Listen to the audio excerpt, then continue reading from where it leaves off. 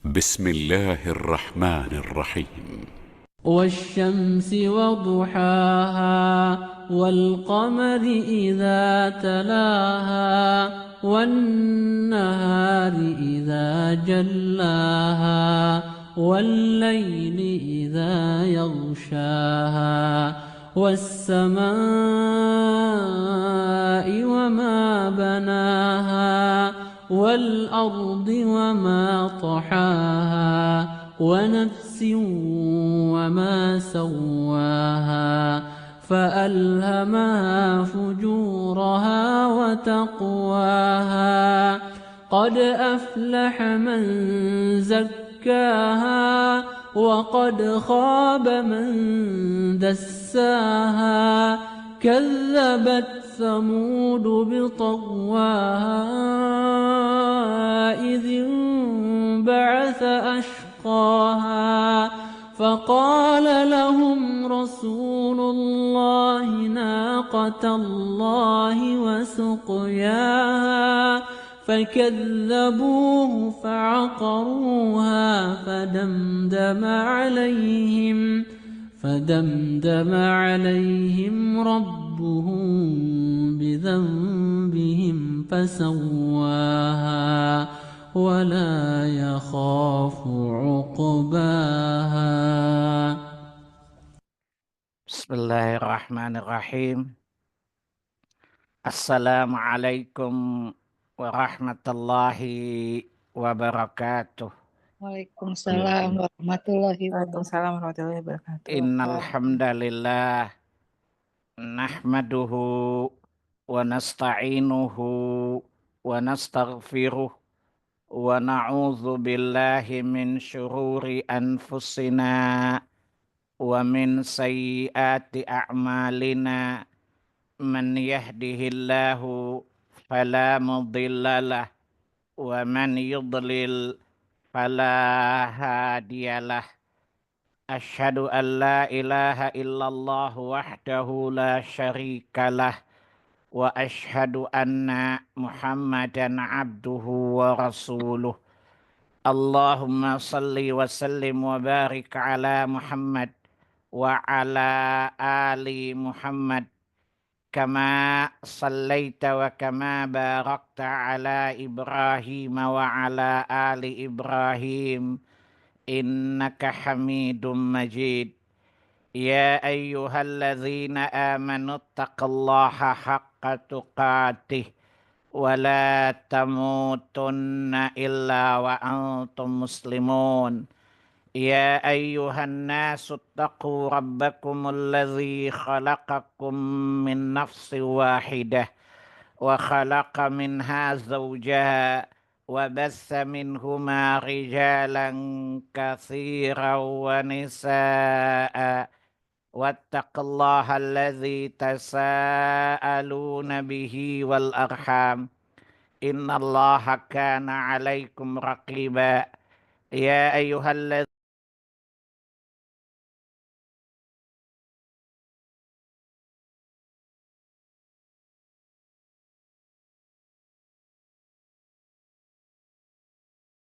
wa rasulahu faqad faza fawzan azima. Amma ba'du fa inna asdaqal hadisi kitabullah wa khairal hadi hadi Muhammadin sallallahu alaihi wasallam wa syarral umuri muhdatsatuha wa kullu muhdatsatin bid'ah wa kullu bid'atin dhalalah wa kullu dhalalatin finnar.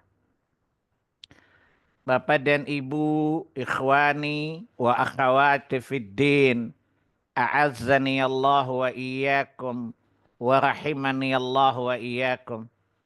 Alhamdulillah, segala puji bagi Allah Jalla Jalaluh atas segala nikmat dan karunia-Nya. Salawat dan salam atas qudwah hasanah kita, Rasulullah sallallahu alaihi wasallam. Bapak Ibu, ikhwani wa akhwati fid din, a'azzani Allah wa iyyakum wa rahimani Allah wa iyyakum. seharusnya kajian kita di pagi ini adalah kitab adab. Tetapi panitia meminta tema kita hari ini adalah pembekalan menyambut Ramadan. Maka cobalah kita renungkan wahai ikhwatal iman. Al-Quran di dalamnya terdapat nida'atur rahman li ahlil iman. Seruan Allah ar-Rahman kepada hamba-hamba yang beriman. Terulang sebanyak 89 kali. Dan saya hakul yakin antum gak pernah hitung berapa jumlah ayat-ayat Al-Quran di dalamnya seruan Allah yang dikhususkan kepada orang-orang beriman. Saya yakin antum gak pernah hitung. Dan saya sangat yakin biasanya antum hanya hitung uang saja. Hitung kekayaan saja. Hitung materi saja. Tapi saya sangat yakin antum tidak pernah menghitung berapa kali dalam Quran Allah mengulang-ulang seruannya dengan kalimat Ya ayyuhalladzina amanu.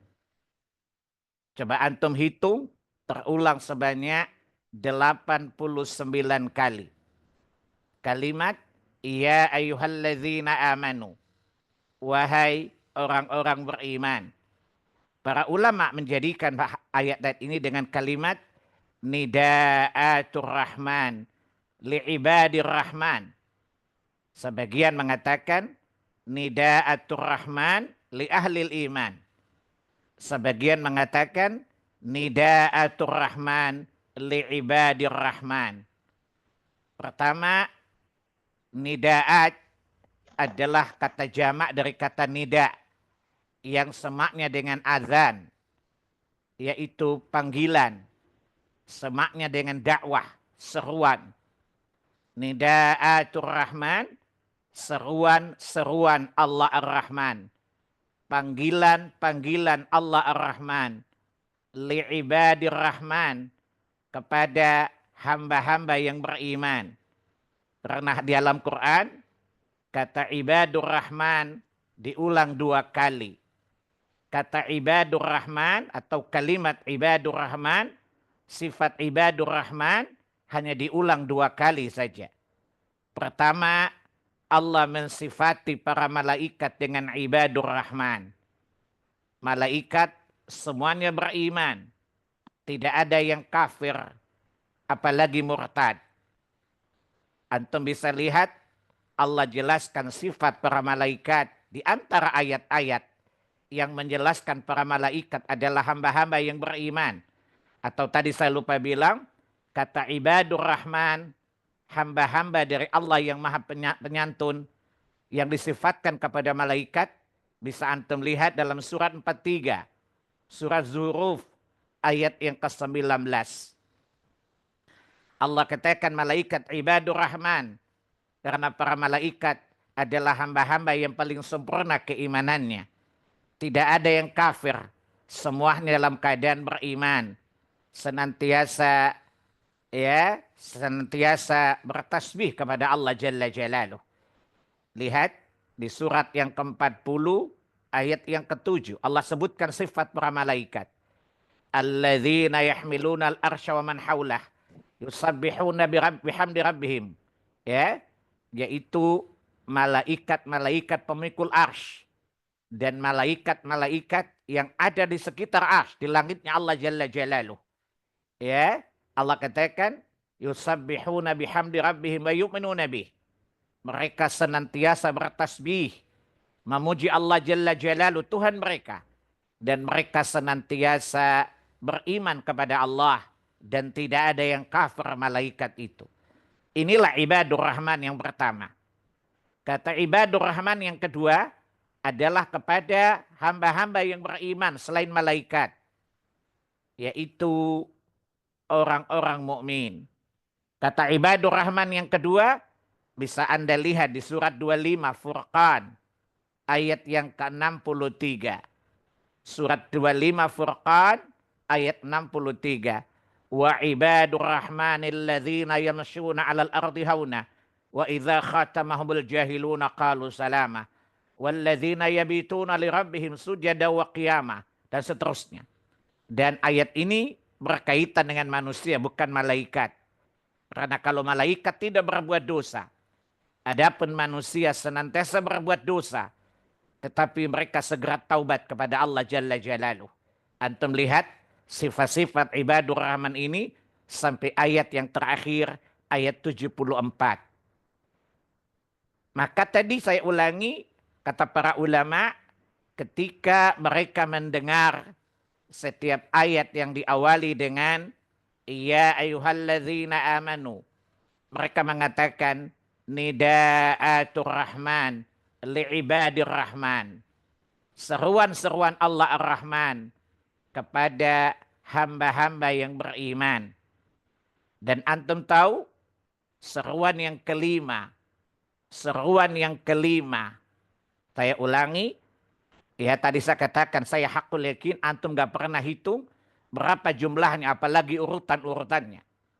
Ya, seruan yang kelima dalam Al-Quran yaitu nidaatur rahman li'ibadir rahman, seruan Allah ar-Rahman kepada hamba-hamba yang beriman. Yang kelima adalah surat 2 Al-Baqarah ayat yang ke-100, ayat yang ke-183. Ayat yang sangat familiar, yang sangat akrab dengan kita dan selalu dibawa-bawa ketika datang bulan Ramadan. Ya, jadi sekedar catatan Bapak Ibu, ya ayyuhalladzina amanu itu terulang sebanyak 89 kali. Kalau Bapak Ibu ingin mendengarkan tafsir kajian ayat ini, bisa ikut kajian di waktu Senin ke-1 dan ke-3. Kita di jam 9.30 selalu kita bahas setiap ayat ya ayyuhalladzina amanu. Terkhusus ibu-ibu bisa ikut kajian di Senin yang kedua, ketiga, 1 dan ke-3 jam 9.30 sampai jam 11. Kajian ya tafsir Al-Quran ya nidaatur rahman li'ibadir rahman. Ya, antum lihat dalam Quran seruan yang pertama terdapat di dalam surat 2 Al-Baqarah. Nggak usah buka, sekedar catatan saja. Ayat 104. Ya ayyuhalladzina amanu la taqulu ra'ina. Dan seruan yang terakhir, yaitu kata ya ayyuhalladzina amanu yang terakhir, yang terdapat dalam Al-Quran adalah surat 66.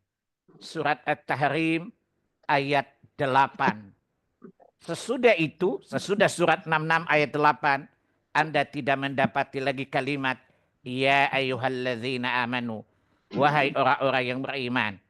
Karena sekali lagi seruan Allah kepada orang beriman yang terakhir dalam Al-Quran terdapat di dalam surat 66, surat At-Tahrim ayat yang ke-8. Ya ayyuhalladzina amanu tubu ilallahi taubatan nasuha asa rabbukum ayyukaffira ankum sayiatikum wa yudkhilakum jannatin tajri min tahtihal anhar, dan seterusnya dan seterusnya. Dan seruan yang kelima adalah yang akan menjadi pokok bahasan kita. Pokok bahasan kita surat 2 Al-Baqarah ayat 183. Wahai hamba-hamba yang beriman, dan sifat orang beriman adalah hatinya lembut, dan tanda kelembutan hati orang beriman, mereka senantiasa mendengar seruan Allah Jalla Jalaluh. Lihat, sifat orang beriman itu lembut hatinya, bercahaya hatinya, karena iman telah menghiasi hati-hati mereka. Antum lihat di surat 49, surat Al-Hujurat, ayat yang ke-7 di kalimat yang kedua. Walakinnallaha habbaba ilaikumul imana wa zayyanahu fi qulubikum wa karaha ilaikumul kufra wal fusuqa wal isyan. Akan tetapi Allah menjadikan kalian mencintai keimanan. Dan iman itu menghiasi, menyinari hati-hati kalian. Hati orang mukmin yang tersinari, tercahayai, terhiasi dengan iman, hatinya lembut. Karena kelembutannya, saking cintanya dia kepada keimanannya. Lalu muncullah kata Allah, wa karraha ilaikumul kufra. Maka hadirlah, maka muncullah, maka timbullah rasa kebencian yang amat sangat kepada kekafiran. Orang mukmin yang mencintai keimanannya, dia pasti akan membenci kekafiran.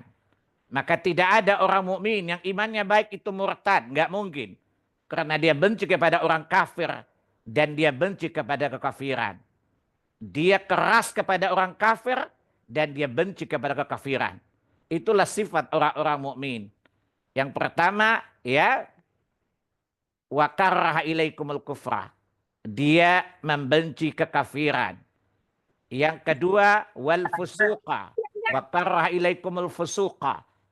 Allah menjadikan dengan iman itu kita membenci segala perbuatan kefasikan.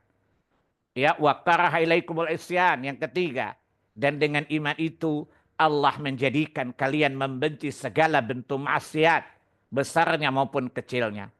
Itulah cahaya iman di dalam hati orang-orang beriman. Makanya ketika mereka mendengar seruan Allah Ar-Rahman dengan sifat kemuliaan. Karena tidak ada seruan orang beriman kecuali kemuliaan. Tidak ada seruan keimanan kecuali ketinggian derajat. Bukankah Allah katakan di Quran, surat yang ketiga Ali Imran, ayat 109, ayat 139. Wala tahinu, wala tahzanu, antumul a'launa in kuntum mu'minin. Jangan kalian merasa inferior dari orang-orang kafir.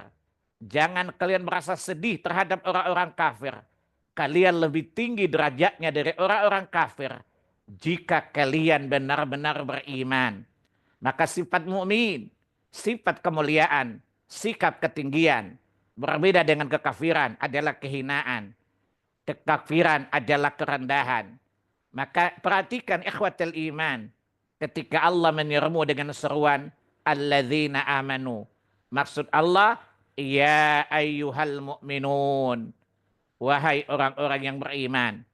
Abdullah bin Mas'ud radhiyallahu anhu mengatakan ketika dimintai nasihat, apa kata beliau? Jika engkau mendengarkan ayat Allah, ya ayyuhalladzina amanu, maka pasanglah telingamu, konsentrasikan hati dan pikiranmu, dengarkan dan renungkan apa yang diminta oleh Rabbmu Allah Azza wa Jalla. Jika sesudah seruan itu, ya ayyuhalladzina amanu, wahai orang-orang yang beriman, dia memintamu untuk meninggalkan sesuatu. Dia, Rabbmu, melarangmu dari sesuatu, maka segera tinggalkanlah. Karena dia Rabbmu ingin mensucikan dirimu dari sesuatu yang kotor. Karena tidaklah sesuatu yang dilarang darinya, melainkan itu akan mengotorimu. Karena yang haram itu kotor. Yang haram itu kotor. Sekedar catatan, lihat bahwa yang haram itu kotor. Surat 7 Al-A'raf 157. Tidak usah dibuka. Yang kedua, dengarkan pula. Jika sesudah panggilan itu, jika sesudah penghormatan dari Tuhanmu dengan panggilan itu, maka lihatlah, dengarlah apa yang dia minta untuk engkau melakukannya. Maka lakukanlah. Karena sesungguhnya apa yang diperintahkan kepadanya adalah untuk menaikkan derajatmu, untuk memuliakanmu, dan untuk mendekatkan dirimu kepadanya di sisinya dengan penuh keridhaan. Itulah sifat orang mukmin ketika mereka mendengar setiap ayat, ya ayyuhalladzina amanu. Sikap mereka hanya dua saja. Sami'na wa ata'na. Kami dengar dan kami taat. Kami dengar dan kami taat. Bukan seperti orang fasik Bukan seperti orang munafik. Sami'na wa asaina.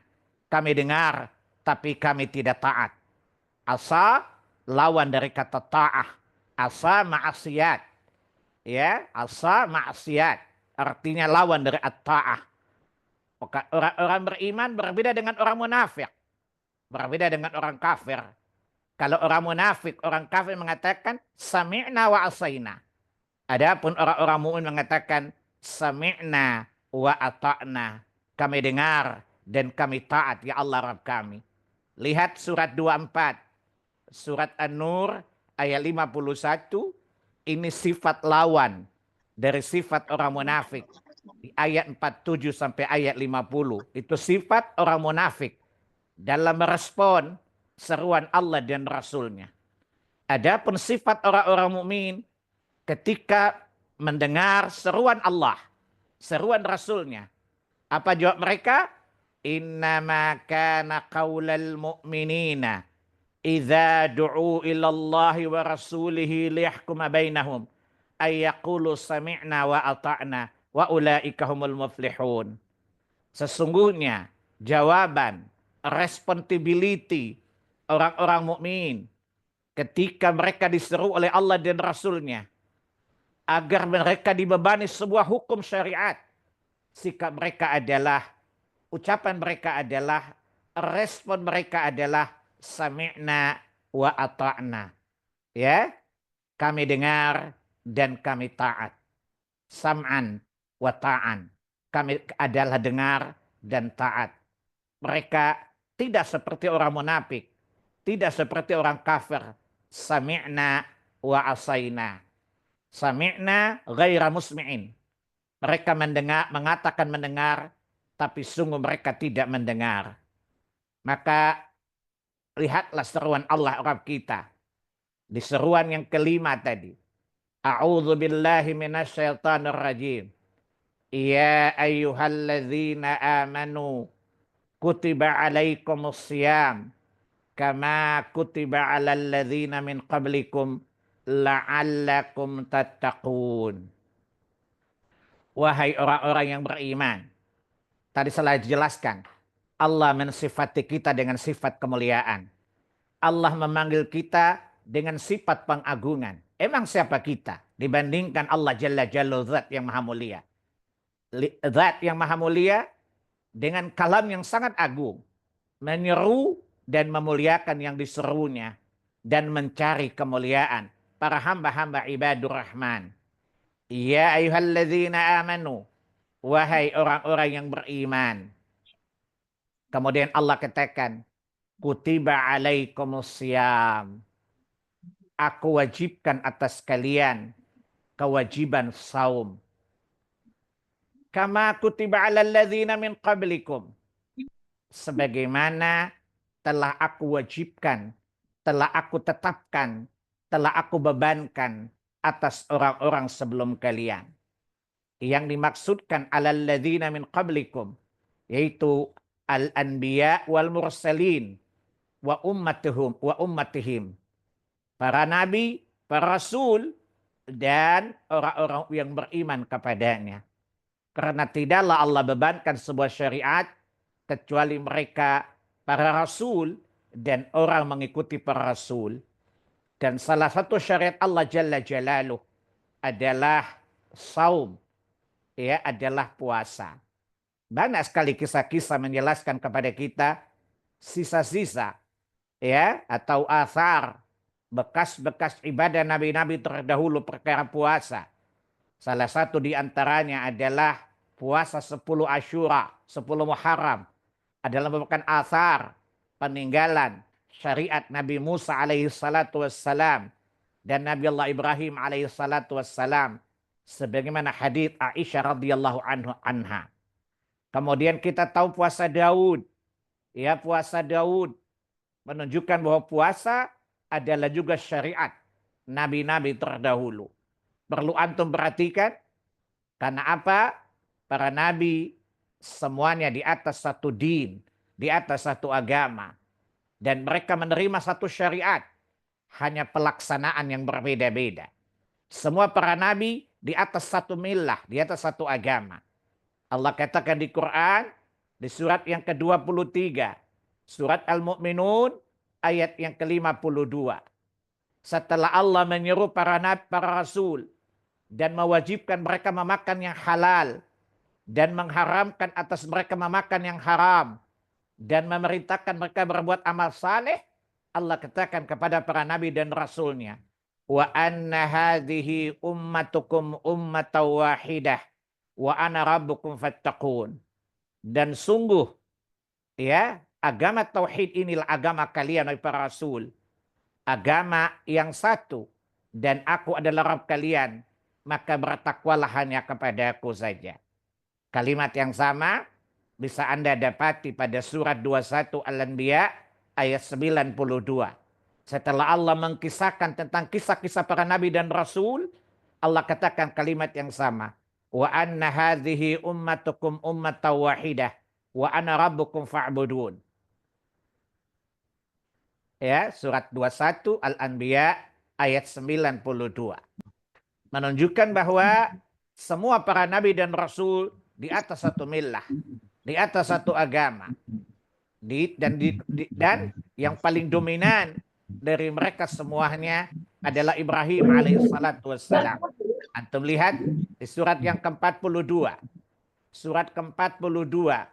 Surat Asy-Syura ayat 13. Allah katakan, syara'a lakum minad dini ma wassa bihi Nuha wallazi auhayna ilaika wa ma wassayna bihi Ibrahim wa Musa wa Isa an aqimud dina wa la tatafarraqu fih kabura 'alal musyrikina ma tad'u ilaihi Allahu yajtabi ya ilaihi may yasha wa yahdi ilaihi may yunib.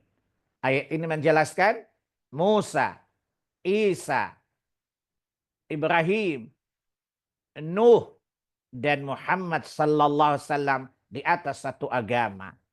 Begitupun inilah amanah Allah. Din inilah amanah Allah yang Allah bebankan kepada Nuh, Ibrahim, Musa, Isa, dan Muhammad sallallahu alaihi wasallam. Jadi yang dimaksudkan din di sini, syariat di sini adalah amanah yang Allah amanahkan kepada seluruh para nabi dan rasul yang didominasi oleh 5 orang rasul disebut ulul azmi, yakni Rasulullah sallallahu alaihi wasallam. Kemudian Ibrahim alaihi salatu wassalam. Kemudian Musa alaihi salatu wassalam. Kemudian Isa alaihi salatu wassalam. Lalu Nuh alaihi salatu wassalam. Lihat surat 33 Al-Ahzab ayat yang ke-7. Din inilah merupakan amanah ilahi, amanah Allah Jalla Jalaluh yang Allah berikan kepada seluruh para nabi dan rasul. Wa idz akhadna minan nabiyina mitsaqahum wa minka wa min Nuhin wa Ibrahim wa Musa wa Isa bin Maryam wa akhadna minkum mitsaqan ghalidha. Dan ingatlah Muhammad, ketika kami mengambil perjanjian dari seluruh para nabi, ya, darimu Muhammad sallallahu alaihi wasallam, dari Nuh, Ibrahim, Musa, Isa, dan Isa, wa akhadna minhum mitsaqan ghalidha, dan kami ambil dari mereka perjanjian yang sangat kokoh sekali, perjanjian yang sangat teguh sekali, perjanjian yang sangat kuat. Itulah syariat, syariat agama. Makanya Allah katakan di Quran tadi, di surat 2 tadi, kama kutiba 'alal ladzina min qablikum. Ya. Dan kami wajibkan atas kalian puasa sebagaimana kami wajibkan kepada orang-orang sebelum kalian.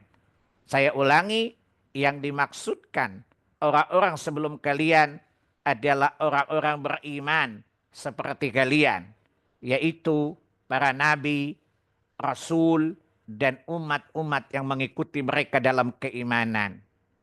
Kemudian Allah katakan, la'allakum tattaqun. Semoga kalian bertakwa kepada aku. Ibu-ibu, bapak-bapak, penggalan ayat ini seakan-akan Allah mengatakan kepada kita, wahai orang-orang beriman, jadilah kalian wali-waliku. Ibu-ibu, bapak-bapak, dengar kata wali dari bahasa Arab wilayah, dari kata dasar waliu, artinya sangat dekat. Dikatakan wali Allah karena hubungan dia sangat dekat dengan Allah Subhanahu wa taala. Dikatakan wali Allah karena dia sangat dekat kepada Allah Subhanahu wa taala. Saya ulangi, maka ketika Allah mengatakan, wahai orang-orang yang beriman, laksanakan puasa agar kalian bertakwa. Maka perhatikan ya ikhwatal iman, Allah seakan-akan mengatakan, wahai hamba-hamba yang beriman, aku wajibkan atas kalian puasa agar kalian dengan puasa itu menjadi orang lebih bertakwa kepada aku.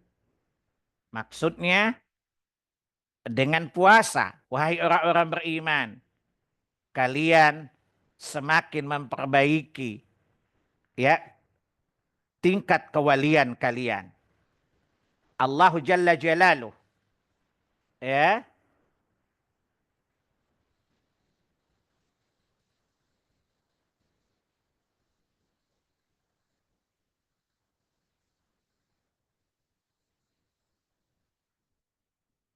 seakan-akan Allah mengatakan, wahai orang-orang beriman, telah aku wajibkan atas kalian puasa Ramadan agar kalian memperbaiki, mengupgrade kedekatan hubungan kalian denganku.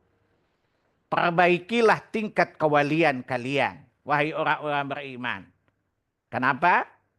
Ketika Anda mendengar kata wali dalam versi ormas, salah satu ormas Indonesia, wali itu pasti kiai mereka saja. Tidak ada kiai lain yang wali. Yang kedua, wali dalam versi ormas Indonesia itu yang ada selalu terkait dengan hal-hal mistis, supranatural.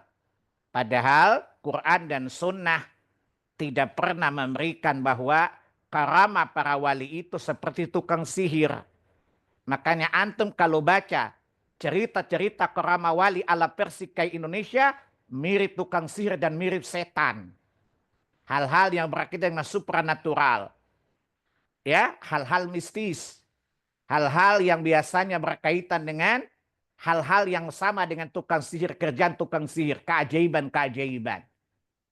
Adapun Allahu Jalla Jalaluh dan Nabi Rasulullah SAW ketika memberikan definisi wali, beliau menjelaskan tentang kesalihan, bukan tentang kesaktian.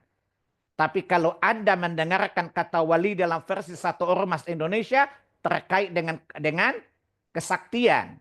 Kalau sakti saja, tukang sihir juga sakti. Iblis juga sakti. Setan-setan juga sakti. Maka saya khawatir kewalian yang mereka definisikan mungkin jadi wali syaitan. Karena wali itu ada dua. Ada wali Allah dan ada wali syaitan. Lihat wali syaitan di banyak ayat. Salah satu di antaranya adalah surat 4 An-Nisa ayat 76. Ya auliya asyayatin. Mereka adalah wali-wali syaitan. Karena syaitan terkenal dengan keajaiban-keajaiban. Terkenal dengan kesaktian-kesaktian. Adapun wali dalam persepsi Al-Quran dan Sunnah tidak identik dengan kesaktian-kesaktian semacam itu. Andaikan kesaktian itu karamah para wali, maka tentu para sahabat tidak akan terluka di medan peperangan. Karena ketidaklukaan di medan peperangan, ya, itu adalah, saya ulangi, itu adalah kesaktian. Gak ada sahabat, wali-wali Allah itu sakti di medan peperangan. Ya, biasa saja. Mereka terbunuh, mereka terpotong, mereka terluka. Tidak ada kesaktian mereka. Ya, seandainya karamah itu sakti, maka para sahabat memiliki kesaktian dibandingkan kiai-kiai atau wali-wali yang diceritakan Indonesia. Maka sekarang kita lihat apa definisi wali sih. Pada pekan lampau atau hari Ahad yang lalu saya jelaskan hadis tentang wali Allah Jalla Jalaluh. Dan antum lihat definisi Allah Jalla Jalaluh di surat 10, surah Yunus ayat yang ke-62 sampai dengan ayat yang ke-64. Allah katakan, ala inna awliya Allahi la khawfun alaihim wa lahum yahzanun. Ketahuilah, sungguh wali-wali Allah itu la khaufun alaihim wa lahum yahzanun.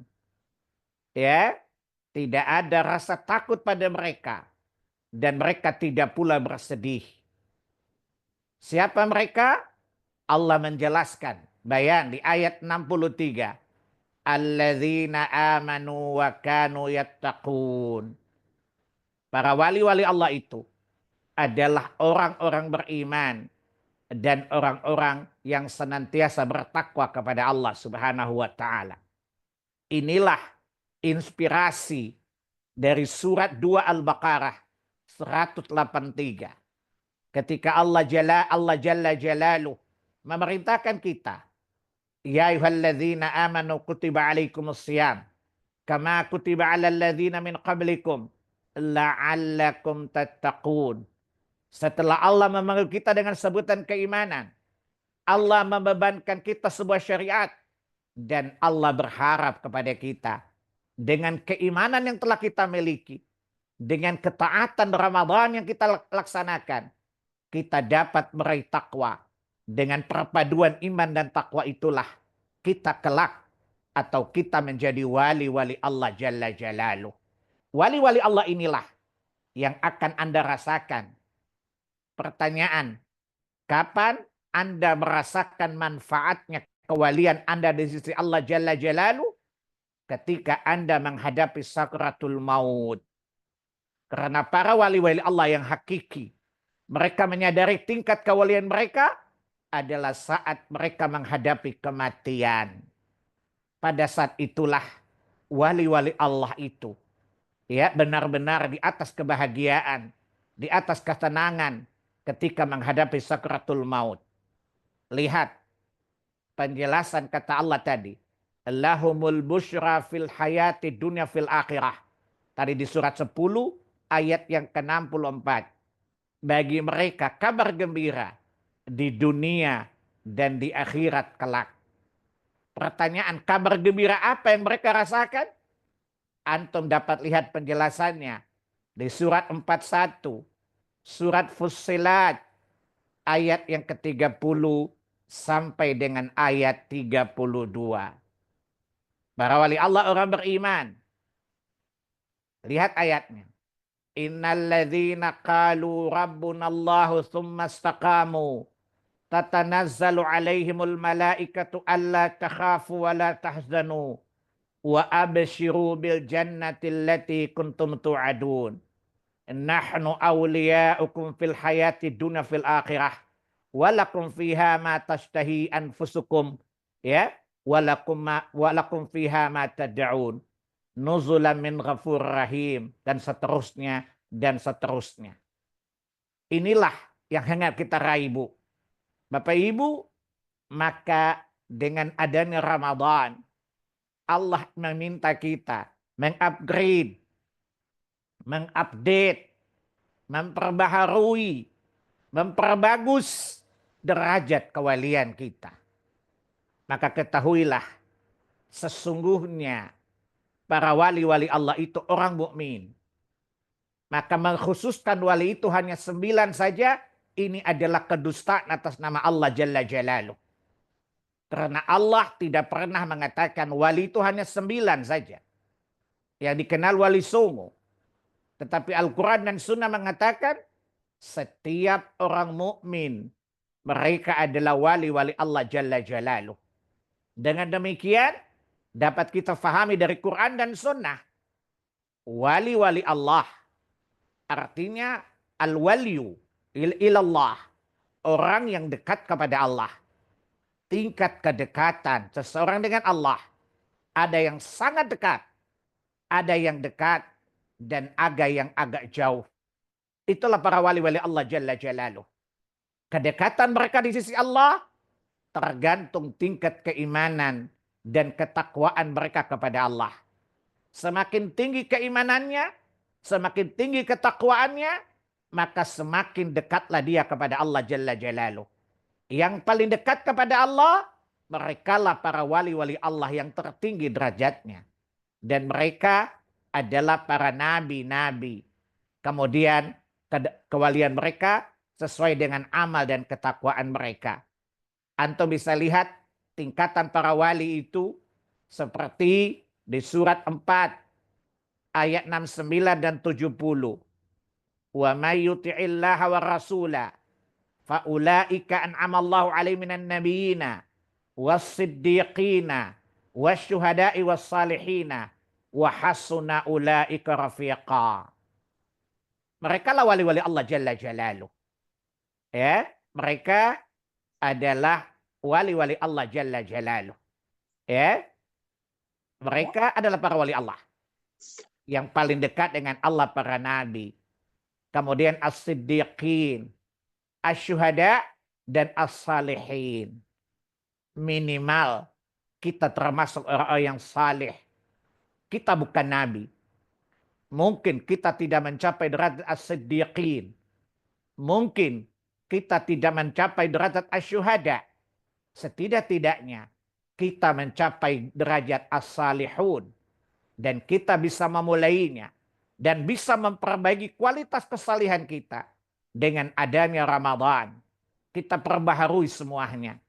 Artinya, kalau kita sudah menjadi orang saleh, hendaklah kita perbagus kesalihan kita. Kalau kita belum, jadikan Ramadan sebagai awal perjalanan spiritual kita. Awal perjalanan ruhiyah kita. Untuk menjadi wali Allah yang hakiki di sisi Allah Jalla Jalaluh. Itulah hakikat. Ya ayyuhalladzina amanu kutiba alaikumusiyam kama kutiba alal ladzina min qablikum la'allakum tattaqun. Allah menyebutkan kita orang mukmin. Allah membebankan kita dengan sebuah syariat. Dan Allah mengharapkan kita dengan syarat itu kita menjadi orang yang bertakwa. Kesimpulannya Allah memanggil kita, menyeru kita, dan mensyariatkan kepada kita puasa Ramadan agar kita meningkatkan derajat, kedudukan, leveling, kewalian kita di sisi Allah Jalla Jalaluh. Maka mulai hari ini, jangan sibuk mendatangi kuburan para wali. Ini goblok, bodoh itu namanya. Wallahi ini kebodohan. Anda sibuk hari ini memperbaharui kewalian dirimu. Bukan mendatangi kuburan para wali. Ini kesyirikan model baru. Ini berhala model baru. Ya, jadikan Ramadan untuk mengupgrade. Memastikan dirimu bagian dari wali-wali Allah Jalla Jalaluh. Bukan sibuk mendatangi kuburan yang diwakili wali. Ini syirik baru. Karena menjadikan para wali sebagai perantara antara kita dengan Allah Jalla Jalaluh. Ini kesyirikan. Lihat surat 39 ayat yang ketiga. Menjadikan orang-orang salih yang telah mati sebagai perantara antara kita dengan Allah. Itu perbuatan syirik kata Allah Jalla Jalaluh. Maka sekali lagi ibu-ibu. Ketika diajak wisata rohani menjelang Ramadan. Datang ke kuburan para wali. Karena para wali dekat dengan Allah. Lalu kita minta agar mereka menjadi wasilah antara kita dengan Allah. Ini adalah kesyirikan. Lihat suratnya. Ala lillahi dinul khalis. Sungguh milik Allah lah agama yang bersih dari kesyirikan. Walladzina takhadhu min dunihi awliya. Dan mereka mengambil selain Allah sebagai wali-wali mereka. Ma na'buduhum illa yuqarribuna ilallah zulfa. Apa kata mereka? Kami tidak menyembah wali songo. Kami tidak menyembah mbah anu. Tetapi mereka hanya kami menjadikan mereka agar mendekatkan kami kepada Allah sedekat-dekatnya. Coba lihat. Mereka mengatakan cuma perantara. Tetapi Allah menyangkal pernyataan mereka. Allah mengatakan tidak. Mereka menjadikan wali-wali itu sebagai sesembahan selain saya. Maka catatan penting. Jangan mendatangi kuburan para wali. Menghargai para wali. Atau meyakini mereka wali boleh. Tetapi bukan berarti mengkultus, mentakdis mereka. Yang kita sibuk, yang perlu kita konsentrasikan adalah menjadikan diri kita wali-wali Allah yang sempurna di zina. Bukankah Allah katakan di Quran surat yang ke-67 ayat 2, Allazi khalaqal mauta wal hayata liyabluwakum ayyukum ahsanu amala wa huwal azizul ghafur. Allah menjadikan kematian kehidupan agar dia menguji kita. Siapa yang paling bagus amalnya? Yang paling bagus amalnya. Baik amal batin, imannya. Amal zahirnya, ketakwaannya. Kata Allah Jalla Jalaluh. Maka dia adalah wali-wali Allah yang paling dekat kepada Allah Jalla Jalaluh. Dan mari kita bisa mulai, ya, bagi yang baru memulai. Mulailah membentuk dirimu, membina dirimu, masuk pada kafilah-kafilah auliaillah, wali-wali Allah Jalla Jalaluh. Dan bagi yang sudah memulai, mari kita perbaiki, kita perbagus kualitasnya, sehingga kita benar-benar mencapai derajat kewalian yang paling tinggi. Kalau dikatakan wali-wali itu punya karamah, kemuliaan, iya. Dan kemuliaan itu bukan dengan kesaktian ala versi kayak Indonesia. Tapi Anda tahu, karamah yang tertinggi adalah ketakwaan kepada Allah Jalla Jalaluh. Lihat surah 49, ayat yang ke-13. Makin tinggi ketakwaan seorang, makin tinggi karamahnya. Ya, kemuliaannya. Semakin tinggi ketakwaannya, makin tinggi karamahnya di sisi Allah Jalla Jalaluh. Lihat surah 49 Al-Hujurat, ayat yang ke-13. Ya, perhatikan di akhir ayat ini, inna akramakum indallahi atqakum. Sesungguhnya yang paling tinggi karamahnya, yang paling mulia di antara kalian di sisi Allah Jalla Jalaluh, atqakum, yang paling bertakwa kepadanya. Takwa adalah karamah. Takwa adalah kemuliaan. Dan kita bisa menggapainya. Kita dapat meraihnya di sepanjang Ramadan dan setelah Ramadan. Kita perbaharui karamah kita dengan datangnya Ramadan. Dan kita mempertahankan karamah kita sesudah Ramadan berlalu. Karena ketahuilah, ketakwaan adalah bekal yang mesti kita bawa menuju Allah Jalla Jalaluh. Namanya karamah ini perlu dijaga. Jadi di sini Allah mengatakan karamah. Karamah itu kemuliaan. Dan kata Allah, inna akramakum indallahi atqakum. Sesungguhnya yang paling tinggi karamahnya di sisi Allah Jalla Jalaluh adalah orang yang paling bertakwa di antara kalian kepada Allah Jalla Jalaluh. Maka tadi saya katakan, karamah ini, kemuliaan ini perlu kita raih sepanjang Ramadan. Dan kita jaga sesudah Ramadan sampai kematian menjemput kita. Karena Allah katakan di Quran, surat yang kedua, Al-Baqarah 197. Watazawwadu fa inna khairaz zadi taqwa wattaquni ya ulil albab. Maka bertakwalah kepadaku, hai orang-orang berakal. Dan sebaik-baik kata Allah, dan sebaik-baik bekal adalah takwa. Maka bertakwalah kepada aku, wahai orang-orang yang berakal. Itulah prinsip wali Allah Jalla Jalaluh. Ini spirit, ini semangat yang memberi kita semangat untuk beribadah. Itu tujuannya. Menjadi orang yang memiliki tinggi karamah di sisi Allah Tabaraka wa Ta'ala. Ingin menjadi wali Allah dengan karamah yang paling tinggi. Yaitu ketakwaan yang paling sempurna. Dan sekali lagi, itulah inspirasi. Itulah spirit yang dapat kita raih dari Ramadan. Dengan seruan Allah yang kelima tadi. Surat 2 Al-Baqarah 183. Pertanyaannya, apa yang kami lakukan agar predikat kewalian itu, agar karamah takwa itu dapat kami raih? Pertama adalah membekali diri dengan ilmu tentunya. Tinggal 1 bulan memasuki Ramadan, kita membekali diri kita dengan ilmu. Ilmu din tentunya. Kenapa? Karena ibadah didasarkan di atas ilmu. Dan Allah mengharamkan kita beramal tanpa ilmu. Dan tidak akan seseorang mencapai kebaikan sempurna kecuali dengan kepahaman, keilmuan tentang agama. Antum lihat di surat 17, surat Al-Isra ayat yang ke-36. La taqfu ma laysa laka bi'ilm. Inna sam'a wal basara wal fuada kullu ulaika kana anhu mas'ula.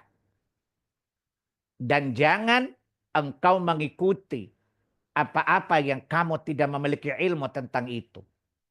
Di sini kuliah umum. Allah mengharamkan kita mengikuti perkara apa saja tanpa dasar ilmu. Berarti lawannya adalah apa yang kita lakukan harus didasarkan ilmu. Lebih-lebih lagi tentang Allah. Urusan-urusan Allah harus di atas dasar ilmu. Karena Allah mengharamkan kita bicara tentang Allah. Allah mengharamkan kita bicara tentang Allah tanpa dasar ilmu. Lihat surat 7. Ya, Al-A'raf ayat yang ke-33. 5 perkara yang Allah haramkan kepada kita. Dan yang kelima adalah antaqulu 'alallahi ma la ta'lamun. Dan engkau berkata, engkau berbicara tentang Allah tanpa ilmu. Imam Ibnu Qayyim Al-Jauziyah mengatakan, yaitu engkau berbicara tentang syariat Allah, tentang hukum-hukum Allah tanpa ilmu. Dan Ramadan adalah salah syariat dari Allah Jalla Jalaluh. Kita bicara Ramadan, kita bicara syariat Allah Jalla Jalaluh. Maka wajib bagi kita berilmu agar kita tidak berbicara tentang syariat Allah tanpa dasar ilmu. Agar kita tidak berkata tentang Allah dan syariatnya tanpa ilmu. Karena itu diharamkan oleh Allah Jalla Jalaluh. Makanya siapa berkata tentang Allah tanpa ilmu, maka dia hanya mengikuti syaitan yang jahat saja. Surat 22 ayat yang ketiga. Coba lihat surat 22 Al-Hajj ayat yang ketiga. Wa minan nasi may yujadilu fillahi bighairi ilmin wa yattaqi. Saya ulangi. Wa minan nasi wa minan nasi yujadilu fillahi bighairi ilmin wa yattabi'u kulla syaitanin marid. Ada di antara manusia berkata, berbantah-bantah tentang Allah dan syariatnya tanpa ilmu. Apa kata Allah? Maka mereka hanya mengikuti para setan yang sangat jahat saja. Ini sanksi Allah Jalla Jalaluh tentang orang yang berilmu dan tanpa ilmu. Antum perlu tahu bahwa ketakwaan dan keseriusan dalam beragama tumbuh karena rasa takut kepada Allah Jalla Jalaluh. Dan rasa takut itu berbanding lurus dengan keilmuan. Semakin tinggi kefakihan terhadap agama, semakin tinggi rasa takutnya kepada Allah Jalla Jalaluh. Maka berilmu selalu beramal. Fahamilah fikih puasa. Fahamilah fikih ibadah. Agar ibadahmu tidak sia-sia. Makanya keseriusan dalam ibadah itu datang karena rasa takut kepada Allah Jalla Jalaluh.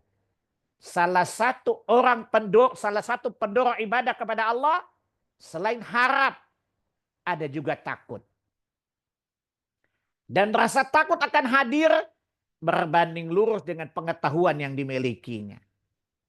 Di surat 35, surat Fatir ayat yang ke-28.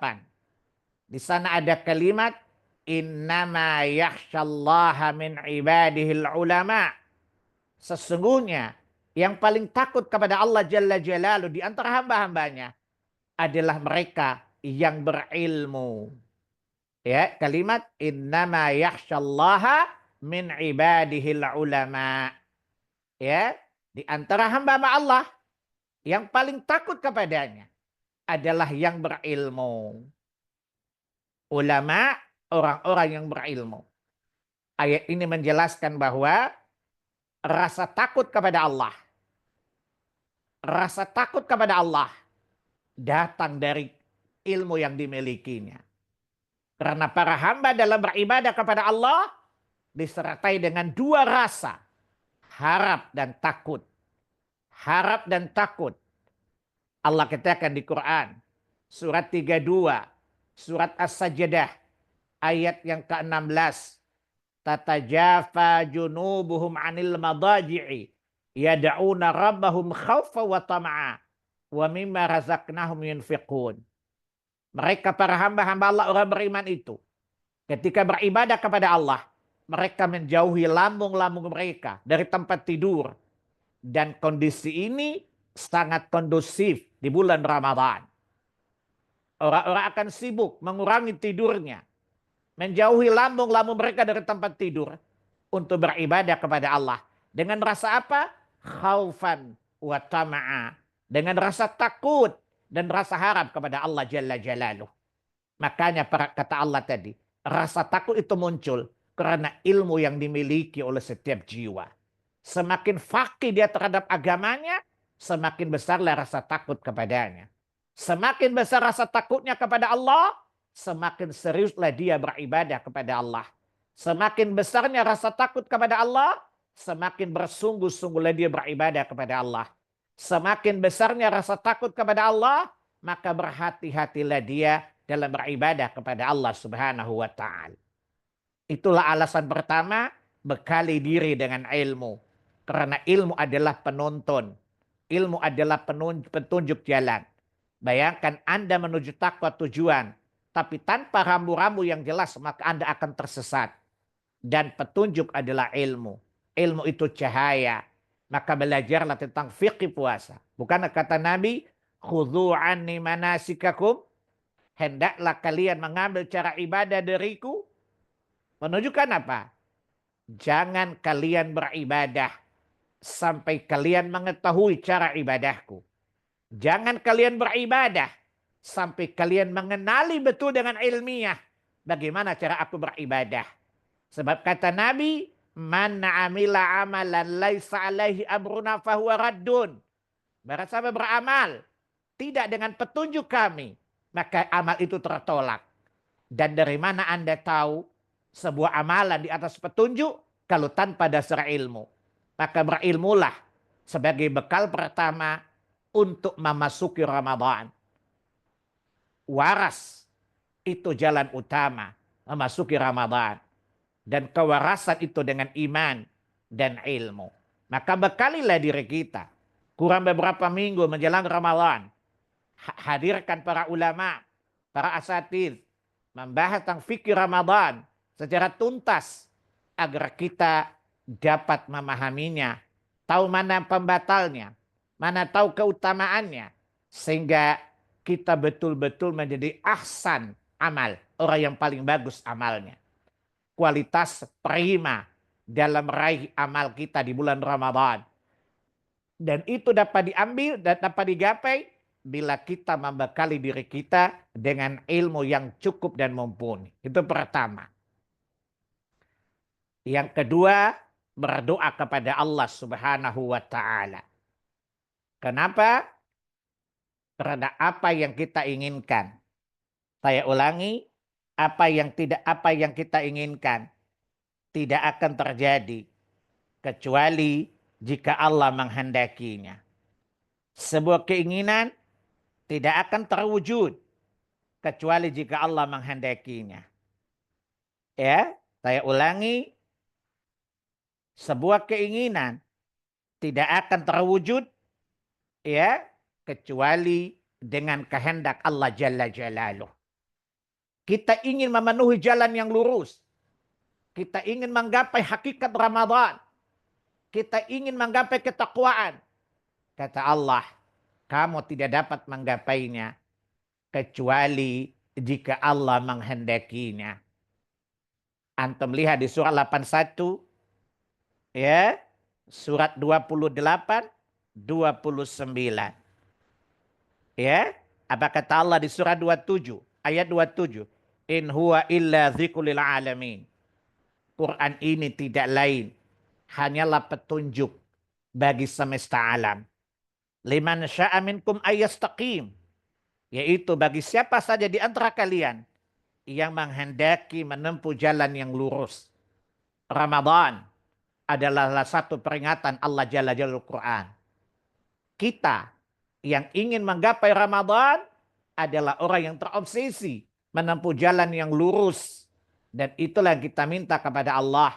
Ihdinas siratal mustaqim. Tunjuki kami jalan yang lurus ya Allah. Maka apa kata Allah? Wa ma tasyauna illa ayyasha Allahu rabbul alamin. Kamu tidak dapat mencapai apa yang kamu inginkan itu. Apa yang kamu harapkan itu. Kecuali jika Allah menghendakinya. Masya Allah. Kehendak Allah sangat kita butuhkan. Oleh karenanya, setelah kita membekali dengan ilmu, maka berdoalah kepada Allah Jalla Jalaluh. Mohon petunjuknya. Ya, agar hati kita terbuka. Diberi hidayah oleh Allah Jalla Jalaluh.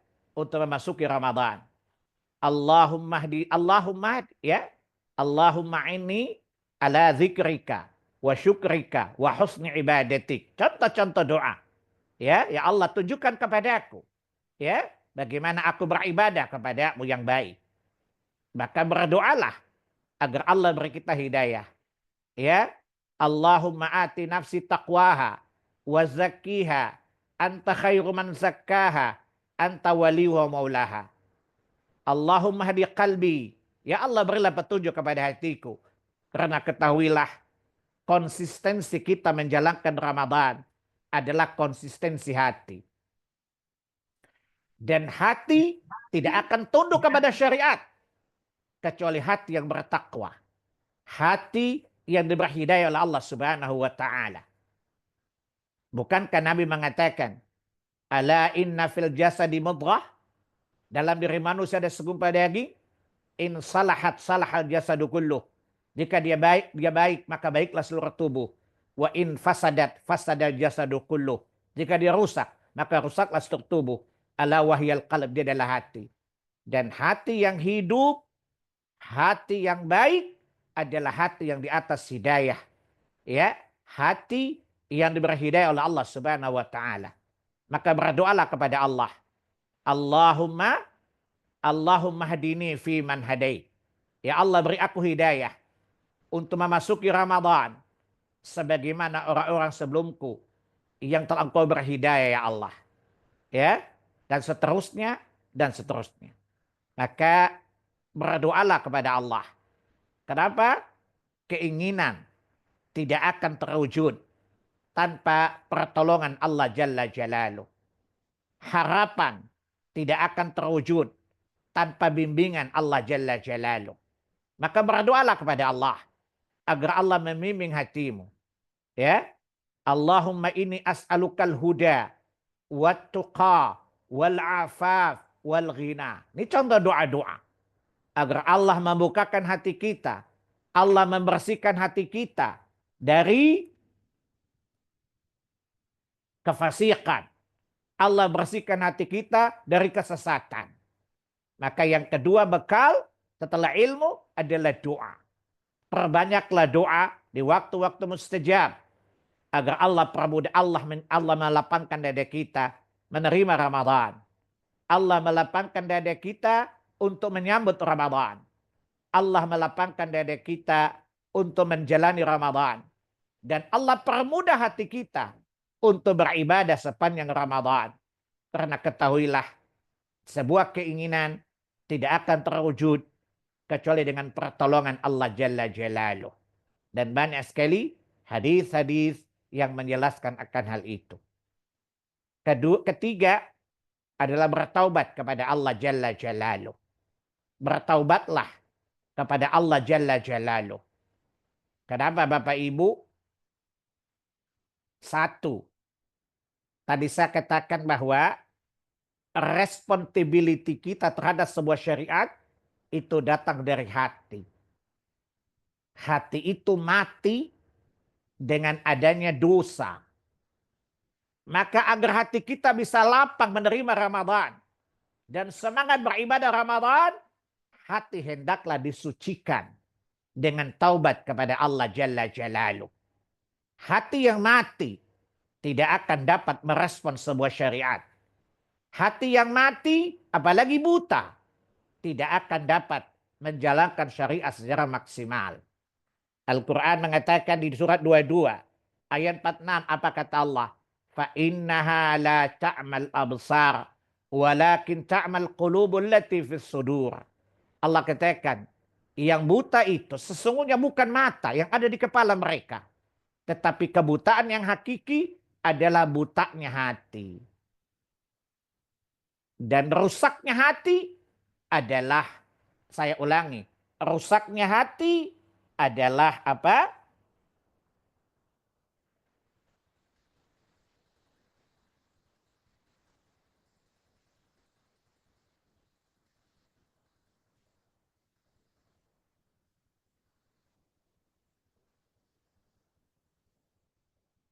Adalah karena dosa.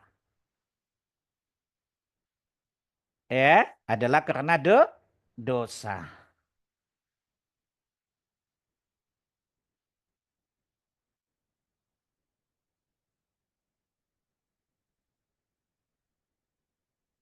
Antum lihat dalam Sahih Sunan At-Tirmizi.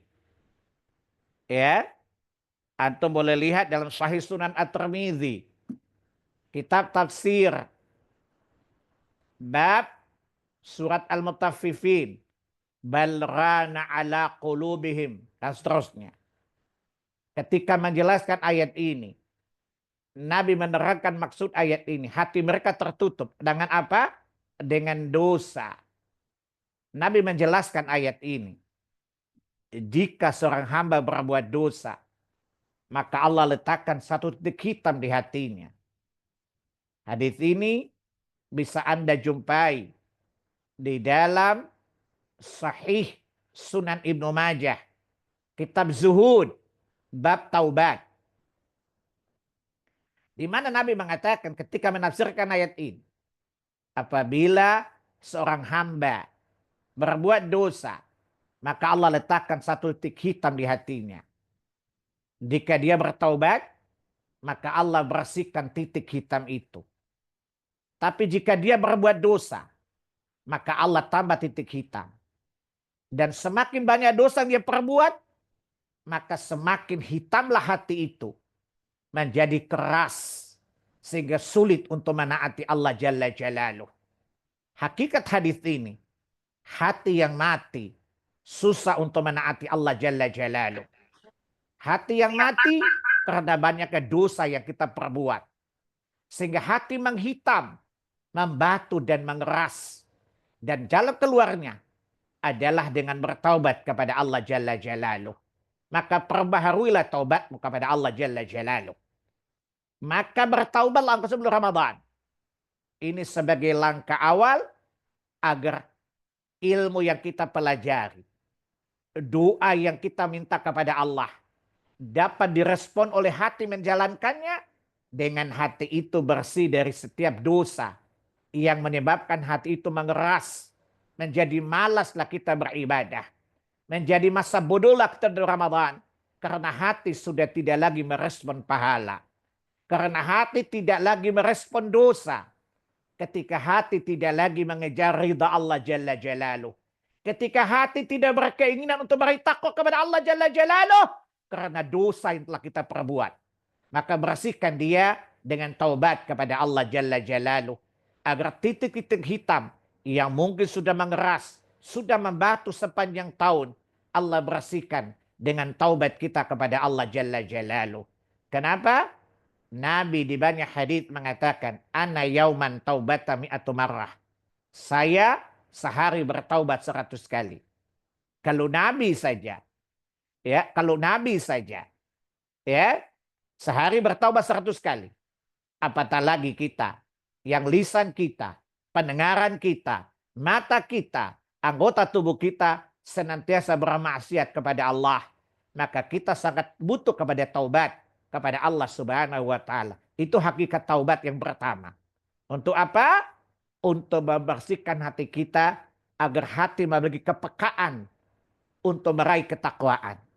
Agar hati punya kepekaan untuk meraih kewalian di sisi Allah Jalla Jalaluh. Agar hati ringan dalam menjalankan ketaatan kepada Allah Subhanahu wa taala. Karena dosa menjadi penghalang. Karena dosa menjadikan hati itu mati. Dan obat adalah taubat kepada Allah Jalla Jalaluh. Itu pertama hakikat taubat menjelang Ramadan. Yang kedua, fungsi taubat adalah untuk apa? Mempermudah Ramadan menjadi penghapus dosa-dosa kita. Ketika Nabi mengatakan man sama Ramadhana imanan wahtisaban ghufira lahu ma taqaddama min dzambih wa man qama Ramadhana imanan wahtisaban ghufira lahu ma taqaddama min dzambih. Semua janji Allah melalui lisan nabinya tentang pengampunan dosa Ramadan, semua itu hanyalah dosa-dosa kecil yang terampuni saja. Bukan dosa-dosa besar, karena dosa besar tidak dapat diampuni dengan amal saleh. Amal saleh seperti Allah katakan di surat 11, surat Hud ayat 114, innal hasanati yudhibna sayiat. Sesungguhnya kebaikan-kebaikan itu dapat menghapus dosa-dosa. Kebaikan menghapus dosa-dosa, dosa kecil saja. Dengan syarat kita menjauhi dosa besar. Lihat surat 4. Surat An-Nisa ayat yang ke-31. Surat 4 An-Nisa ayat 31. Il tajtanibu kaba'ira ma tunhauna ankum nukaffir ankum sayiatikum wa nudkhilukum mudkhalan karima. Jika kalian menjauhi dosa-dosa besar yang Allah larang kalian darinya, nukaffir ankum sayiatikum, maka kami akan hapus dosa-dosa kecil kalian. Dengan apa? Dengan kebaikan-kebaikan, dengan amal saleh. Jadi ketika Nabi mengatakan, man sama Ramadhana imanan wahtisaban, ghufira lahu ma taqaddama min dzambih. Maksudnya Ramadan hanya menggugurkan dosa-dosa kecil saja. Sebagaimana wudu, bagaimana salat, hanya menggugurkan dosa-dosa kecil saja. Dengan syarat kita menjauhi dosa besar, maka amal saleh dapat menjadi penghapus dosa-dosa kecil kita. Maka ketakwaan sempurna kita gapai. Hal ini diperkuat oleh hadis Nabi sallallahu alaihi wasallam. Sahih Muslim. Salat bab keutamaan salat 5 waktu. Nabi mengatakan as-salawatul khams. Salat 5 waktu.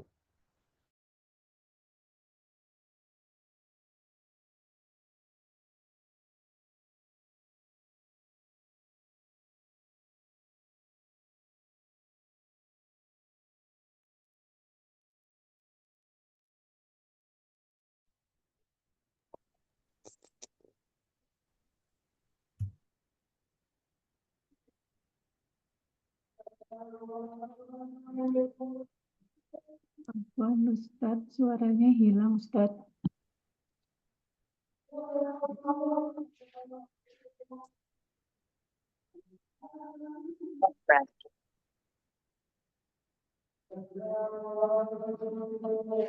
Suaranya hilang, Ustadz. Ustadz, suaranya hilang, Ustadz. Sekali lagi. Suaranya hilang. Udah kedengaran kan? Sudah. Baik. Kenapa fungsi taubat yang kedua? Pertama, untuk melegakan hati, membersihkan hati menerima Ramadan. Ya, agar hati tidak mati. Yang kedua apa? Ibarat taubat itu seperti menghilang batu besar. Agar batu kecil dapat tergilas oleh mobil namanya Ramadan. Dan dosa kecil kita banyak. Ramadan, salat Ramadan, itu menjadi penggilas dosa-dosa kecil. Tapi dosa-dosa kecil tidak tergilas kalau terhalang oleh batu-batu besar. Itu dosa-dosa besar. Dan dosa besar dapat tergilas dengan taubat kepada Allah Jalla Jalaluh. Maka tadi kata Quran, bahwa hadits Nabi, bahwa amal-amal saleh menggugurkan dosa-dosa kecil kita jika kita menjauhi dosa besar. Menjauhi dosa besar dengan 2. Meninggalkan segala bentuk dosa yang akan kita lakukan. Dan bertaubat dari dosa-dosa yang pernah kita lakukan. Sehingga pencapaian, pengampunan dosa di sepanjang Ramadan dapat kita gapai, dapat kita raih. Karena tidak ada faktor penghalangnya. Itu dosa-dosa besar yang pernah kita perbuat. Ya, saya ulangi. Yang ketiga, taubat kepada Allah. Fungsinya dua tadi. Membersihkan hati. Ya, karena hati itu penghalang. Hati yang penuh dosa itu penghalang dalam ketaatan. Hadits Tirmidzi, Ibnu Majah tadi. Maka bertaubat darinya agar hati bersih dari penghalang-penghalang tadi. Yang kedua, fungsi taubat adalah menggugurkan dosa besar karena dia penghalang. Menjadi penghalang sebabnya terampuninya dosa-dosa kecil kita dengan adanya Ramadan. Itulah Quran dan Sunnah mengkabarkan kepada kita. Kemudian yang keempat, bersungguh-sungguh. Punya komitmen yang kuat. Dan bersungguh-sungguh kepada Allah Jalla Jalaluh. Karena tidak ada jalan ke hidayah kecuali dengan kesungguhan dan keikhlasan. Jadi yang ketiga, keempat. Jadi pertama ilmu tadi. Yang kedua doa. Yang ketiga taubat. Yang keempat keikhlasan dan kesungguhan. Ikhlas dan sungguh-sungguh. Sungguh-sungguh dan ikhlas. Pasti Allah permudah kita menggapai Ramadan dengan hasil yang baik. Lihat surat 29. Surat 29 Al-Ankabut. Ayat yang ke-69. Ayat terakhir. Allah katakan. Walladzina jahadu fina. Lanahdiyannahum subulana. Innallaha ma'al muhsinin. Orang-orang yang bersungguh-sungguh mencari keridhaan kami. Kami akan mudahkan bagi dia petunjuk menuju kebaikan-kebaikan itu. Ayat ini Allah mengisyaratkan kepada kita. Untuk meraih hidayah. Sehingga mudah beramal. Dibutuhkan adanya dua hal. Pertama kesungguhan. Dan kedua ikhlas karena Allah Jalla Jalaluh. Maka agar kita sukses masuki Ramadan. Punya komitmen yang kuat. Punya kemauan yang kuat. Punya kesungguhan yang luar biasa. Dan ikhlas karena Allah Jalla Jalaluh. Apa kata Allah? Lanahdiyannahum subulana. Ya, kami akan tunjukkan kepada mereka jalan-jalan kami. Jalan-jalan ke surga. Jalan-jalan ketaatan. Jalan-jalan kebaikan. Allah bimbing hatinya. Karena dua aspek tadi. Kesungguhan dan keikhlasan kepada Allah Jalla Jalaluh. Antum lihat tafsir ayat ini. Dalam Ibnu Katsir. Yang dimaksud ayat ini. Orang yang berjihad di jalan Allah. Dengan penuh kesungguhan. Dan ikhlas karena Allah Jalla Jalaluh. Allah pasti memberikan kemudahan dia dalam ketaatan kepadanya. Allah berikan dia hidayah. Mudah untuk menjalankan ketaatan kepada Allah Jalla Jalaluh. Maka prinsip yang kelima. Prinsip yang keempat. Saya ulangi. Pertama adalah ilmu. Yang kedua doa. Yang ketiga taubat. Yang keempat kesungguhan dan keikhlasan. Karena kata Nabi tadi. Man sama Ramadana imanan wahtisaban. Barang siapa yang berpuasa dengan iman ihtisab. Ihtisab ikhlas. Ya, maka kalau dia ikhlas, dia bersungguh-sungguh, Allah pastikan lanahdiyannahum subulana. Kami akan beri petunjuk kepada hatinya untuk meraih jalan-jalan kebaikan, untuk meraih jalan-jalan ampunan, untuk meraih jalan-jalan jannahnya Allah Jalla Jalaluh. Maka aspek pembekalan yang keempat, kesungguhan dan keikhlasan menyambut Ramadan. Sungguh dalam beribadah. Sungguh dalam menyambutnya. Dan ikhlas dalam ketaatan kepadanya. Allah pastikan. Lanahdiyannahum. Allah pastikan. Lanahdiyannahum. Pasti. Pasti dan pasti. Akan kami tunjukkan kepada mereka. Jalan-jalan kami. Jalan meraih ampunan. Jalan meraih ketaatan. Jalan meraih derajat ketinggian. Jalan meraih surganya Allah Jalla Jalaluh. Maka bersungguh-sungguhlah. Ya, dalam beribadah kepada Allah Subhanahu wa taala. Ya, dan terakhir ya, ada skala prioritas dalam ibadah. Sedikit tapi continue. Sedikit tapi continue itu lebih baik daripada banyak tapi tidak continue. Imam Bukhari dan Muslim. Hadis dari Ummul Mukminin Aisyah radhiyallahu anha. Nabi mengatakan, amalan yang sedikit tapi konsisten itu lebih baik daripada banyak tapi tidak konsisten. Ya, maka sepanjang Ramadan perbanyaklah 3 amalan minimal dan jadikan dia adalah amalan prioritas sepanjang Ramadan. Yang pertama, membaca Al-Quran. Yang kedua, memperbanyak salat.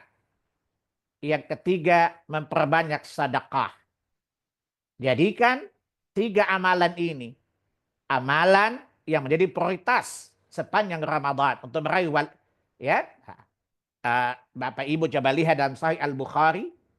Sahih Al-Bukhari, kitab Ar-Riqaq. Perkara-perkara yang melembutkan hati. Perkara-perkara yang melembutkan hati. Bab tawadu. Ketika Nabi menjelaskan wali-wali Allah.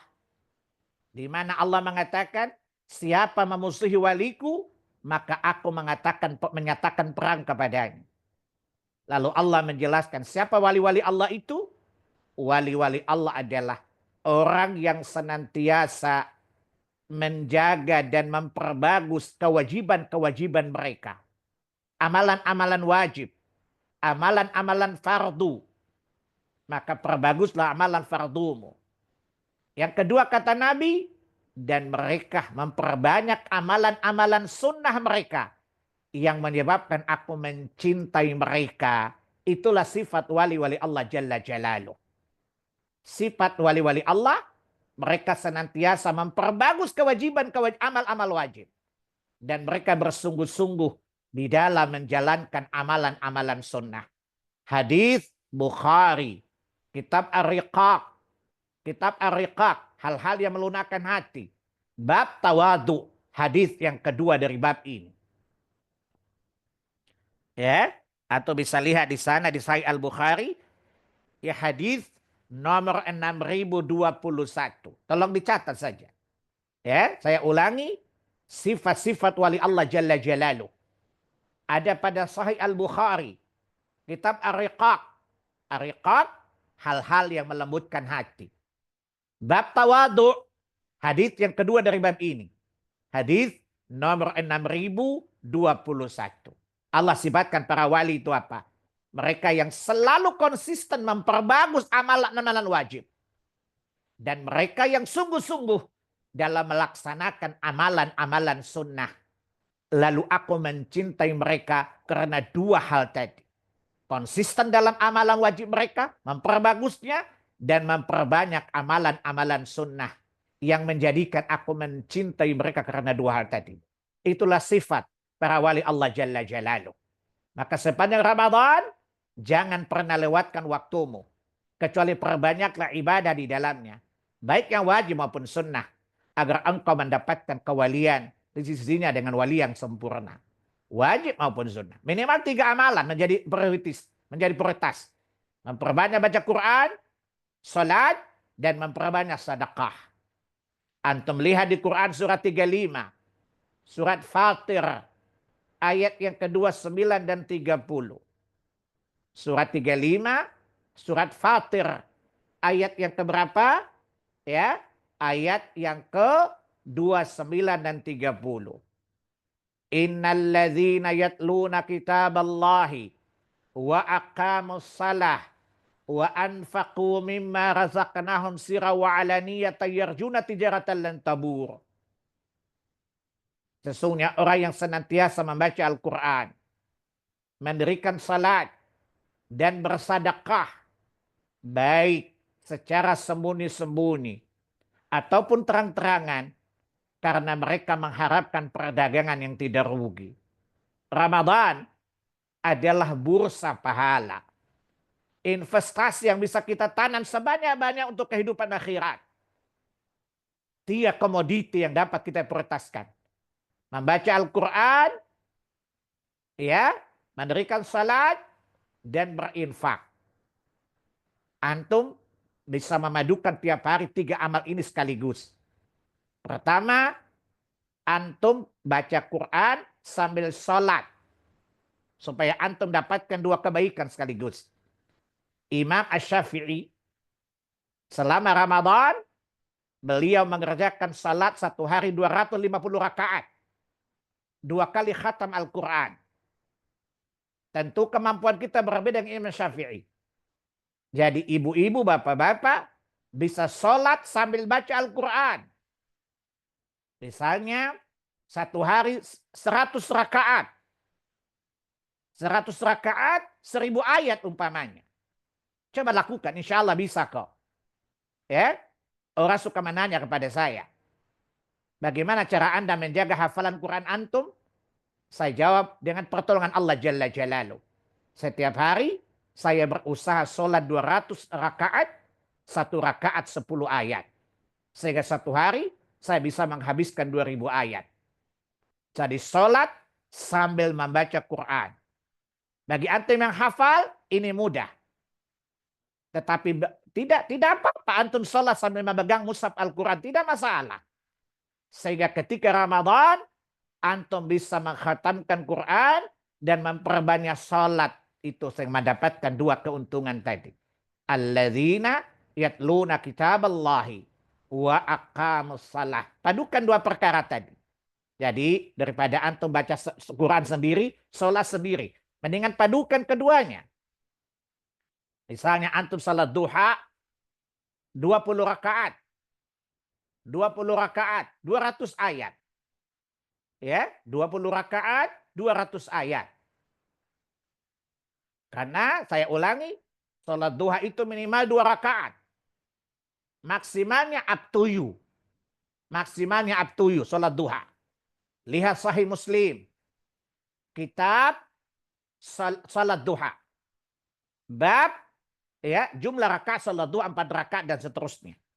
Hadis dari Ummul Mukminin Aisyah radhiyallahu anha. Beliau berkata, Nabi salat duha dengan kadang-kadang 2 rakaat, kadang-kadang 4 rakaat, dan kadang-kadang beliau perbanyak sekehendak beliau. Ini menunjukkan bahwa salat duha minimal 2 rakaat. Berdasarkan riwayat Abu Hurairah, Hudzaifah al-Yaman, Said al-Khudri, Mu'ad bin Jabal, 2 rakaat. Atau 8 rakaat. 8 rakaat. Berdasarkan hadis Ummu Hani bintu Abi Thalib radhiyallahu anha. Atau 4 rakaat dan sebanyak-banyaknya.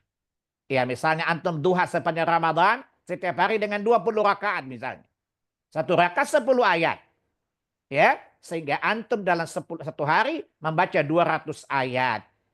200 ayat, maka 1 bulan antum mengkhatam Al-Quran sekali saja. Tapi kalau antum pengen perbanyak, ya antum 1 rakaat 20 ayat. Atau 1 rakaat 15 ayat. Ya, 40 rakaat, 20 rakaat, antum sudah mendapatkan 600 ayat. Ini namanya efisiensi dalam beramal. Efisiensi dalam beramal. Ya, sekali antum tanam saham, hasilnya sangat luar biasa banyaknya. Selama itu tidak menyalahi sunnah Rasulullah sallallahu alaihi wasallam. Saya kira cukup kajian kita hari ini. Ya, jadikan terakhir kewalian kita itu dapat kita raih dengan iman, amal salih yang wajib maupun sunnah. Maka perbanyaklah keduanya. Dan amalan yang perlu Anda perbanyak adalah membaca Al-Quran dan memperbanyak salat dan perbanyak sedekah. Bukankah Imam Bukhari Muslim dan lainnya mengatakan Nabi paling dermawan ketika Ramadan. Ya, kebaikan beliau itu lebih lancar daripada hembusan angin ketika Ramadan. Ketika Jibril alaihissalam datang kepada beliau untuk tadarus Al-Quran. Ini menunjukkan bahwa sedekah, salat, dan membaca Quran hendaklah menjadi amalan priority. Baik salat wajib maupun salat sunnah. Kita jaga agar kita dapat memaksimalkan Ramadan untuk menggapai dan mempertinggi derajat kewalian kita di sisi Allah Jalla Jalaluh. Saya kira itulah beberapa perbekalan. Semoga menjadi spirit, menjadi semangat kita untuk menyambut, memasuki, dan menjalani Ramadan 1446. Wallahu alam. Saya kembalikan kepada moderator untuk memandu kelanjutan acara ini. Jika ada pertanyaan silakan. Semoga Allah memudahkan saya untuk menjawab. Bismillah. Baik, syukran Ustaz. Jazakallah khair. Ini coba dibacakan untuk yang berkaitan dengan masalah persiapan Ramadan dulu ya Ustaz ya. Ya silakan Bu. Baik, mencoba untuk merangkum beberapa pertanyaan yang mungkin sudah sering ditanyakan, cuman kembali lupa ya Ustaz. Jadi masalah taraweh. Pada saat bulan Ramadan, kalau kita terbiasa tahajud, kan bagaimana Ustadz, mana yang lebih utama? Apakah kalau sudah taraweh tidak perlu tahajud atau bisa keduanya atau bagaimana Ustadz? Itu yang pertama. Kemudian yang kedua, untuk akhwat, taraweh itu lebih utama di rumah ataukah di masjid? Nah, yang ketiga Ustadz, bermaaf-maafan sebelum Ramadan, apakah ada dalilnya atau bagaimana Ustadz? Syukran Ustadz. Baik. Para ulama khilaf tentang apakah sholat tahajud secara spesifik di bulan Ramadan. Ada membolehkan, ada tidak membolehkan. Maka yang lebih aman adalah meninggalkan yang meragukan. Ambil yang pasti. Yaitu apa? Hendaklah sholat 11 rakaat saja. Para ulama mengatakan yang tidak membolehkan mereka berdasarkan hadits Aisyah radhiyallahu anha. Di mana mereka mengatakan Nabi sholat malam baik Ramadan atau selain Ramadan tidak lebih dari 11 rakaat. Ini alasan mereka tidak membolehkan adanya lebih dari itu. Ada berpendapat boleh. Ya. Di antara ulama mutaakhirin adalah Syekh bin Baz rahimahullahu taala, Syekh Utsaimin dan semisal. Bahwa boleh sholat malam selain tarawih misalnya. Tetapi saya memilih yang pertama tadi. Cukup dengan 11. Dan yang kedua, sebaiknya ibu-ibu sholat berjamaah di masjid. Walaupun pada dasarnya ibu-ibu sholat di rumah lebih baik. Tetapi berdasarkan hadits Abu Daud, Imam Nawawi mengatakan sholat bersama imam mulai dari Isya berjamaah sampai dengan witir berjamaah, pahalanya sama dengan sholat semalam suntuk. Sehingga saya menganjurkan sebaiknya ibu-ibu toh cuma setahun sekali mendatangi masjid terdekat dengan catatan masjid yang terdekat. Karena hadits Muslim, hadits dari Abu Ummu Hamid, di mana Nabi mengatakan dia sholat terdekat dengan rumahnya, jangan jauh-jauh ke Masjid Nabawi. Ya, maka tidak mengapa dan bahkan tidak apa ibu-ibu sholat saja 11 rakaat di masjid berjamaah dari Isya sampai witir. Maka pahalanya sama dengan sholat semalam suntuk. Adapun jika ingin menambah dengan tahajud, ada ulama yang membolehkan. Wallahu alam. Itu yang pertama dan kedua. Yang ketiga, bermaaf-maafan. Sebelum Ramadan, ini berdasarkan hadits palsu.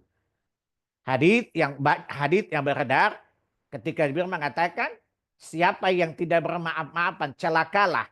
Mereka yang tidak meminta maaf ketika menjelang Ramadan, maka Ramadannya sia. Ini hadis palsu. Sehingga sekali lagi mengkhususkan meminta maaf menjelang Ramadan ini bid'ah. Karena tidak ada petunjuk Nabi tentang hal itu. Lau kana khairan lasabaquna ilaih. Seandainya itu baik menurut syariat, tentu Nabi akan menganjurkannya. Tentu para sahabat akan melakukan. Itu kaidah. Lau kana khairan lasabaquna ilaih. Kalau orang mengatakan, kan baik Pak. Jawabannya tadi. Lau kana khairan lasabaquna ilaih. Andaikan itu baik dalam pandangan syariat. Tentu Nabi dan para sahabat lebih dahulu melakukannya dibandingkan kita. Karena mereka tidak melakukannya, itu bukan bagian dari syariat. maka tidak boleh dianggap itu baik. Wallahu alam. Baik, lanjut di chat dulu Ustadz. Bagaimana membuat anak mempunyai rasa takut, bertobat dan merasa harus meningkatkan ibadah selama Ramadan? Karena anak saya masih jauh dari kesadaran untuk tekun mengejar ibadah. Padahal anak saya sudah berumur 30 tahun Ustadz. Mohon petunjuknya Ustadz. Pertama, ingatkan dia dengan kematian. Ceritakan bagaimana anak muda meninggal dalam bermaksiat kepada Allah Jalla Jalaluh. Ingatkan dia, nak, kamu yakin mati enggak? Yakin mah. Di sana ada azab kubur. Kamu beriman gak dengan azab kubur, nak? Beriman, nak. Bayangkan, nak, engkau mati dalam keadaan berbuat dosa. Ibu tentu tidak akan ridha engkau diazab oleh Tuhanmu, nak. Maka udah waktunya. Bebaskan dirimu dari azab kubur dan azab neraka dan kematian yang buruk. Ceritakan tentang kematian. Ya, hadirkan cerita-cerita kematian. Semoga dia merasa tersentuh dan tumbuh rasa takutnya kepada Allah Jalla Jalaluh. Para ulama salaf, ya, bukankah Nabi mengatakan, nahaitukum an ziyaratil kubur. Dahulu aku melarang kalian untuk ziarah kubur. Ya, maka sekarang ziarahlah agar kalian ingat kepada akhirat. Ini menunjukkan bahwa salah satu hal melembutkan hati adalah dengan mengingat kematian dan menziarahi kubur-kubur agar kita ingat kepada kematian. Wallahu a'lam. Baik, Ustadz ini ada yang raise hand, Ibu Idar Islami. Tafadholi. Assalamualaikum warahmatullahi wabarakatuh, Ustadz. Waalaikumsalam warahmatullahi wabarakatuh. Izin bertanya, Ustadz. Begini, Ustadz. Apakah benar kalau ada amalan wajib yang belum kita selesaikan, maka amalan sunnah kita tidak berpahala? Contoh konkretnya begini, Ustadz. Misalnya kita belum lunas membayar zakat mal, tetapi kita sudah membayar tapi belum selesai, belum lunas, Ustadz. Apakah benar sedekah atau infak atau wakaf kita tidak diberi pahala? Karena untuk berinfak atau berwakaf kadang-kadang itu ada kesempatan untuk berwakaf, tapi zakat mal kita belum lunas, lalu kita berwakaf. Apakah wakaf kita berpahala, Ustadz? Begitu, Ustadz. Baik. Atau bersedekah? Karena untuk untuk membayar zakat kan penerimanya harus tertentu, sedangkan sedekah bisa kita berikan kepada siapa saja. Terima kasih, Ustadz. Baik. Itu pernyataan tidak benar, Bu. Orang yang tidak berzakat dosa. Bersedekah tetap dapat pahala. Cuman boleh jadi pahalanya tidak menutupi dosanya. Kalau ditanya kenapa? Bukankah amal pertama dihisab puasa sholat wajib? Kalau sholat wajib tidak sempurna, kata Nabi, Allah katakan kepada malaikat, lihatlah amalan sunnah. Coba lihat hadits Nabi, kewajiban yang tidak sempurna, maka amalan sunnah menjadi penutup bagi amalan wajibnya. Ini menunjukkan apa?